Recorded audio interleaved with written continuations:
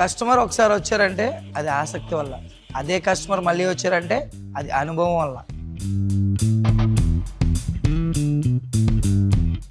అప్పుడు నాకు ఒక విషయం అర్థమైంది, కస్టమర్ మళ్ళీ రావడానికి కారణం మనం ఇచ్చే టేస్ట్ మాత్రమే కాదు, ఫస్ట్ క్వాలిటీ.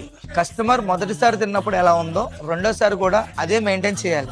అదే మా వీరు ఫ్రాంకీలో ఫాలో చేసేది. Second, behaviour. కస్టమర్తో మనం ఎలా మాట్లాడుతున్నాం, ఎలా ట్రీట్ చేస్తున్నాం, అదే మళ్ళీ వాళ్ళని తీసుకొస్తుంది.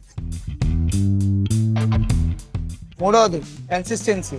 ఒక రోజు బాగా చేసి రెండో రోజు తగ్గిస్తే కస్టమర్ మళ్ళీ తిరిగి రాడు. అందుకే మన వీరు ఫ్రాంకీలో ప్రతిరోజు ఒకే స్టాండర్డ్.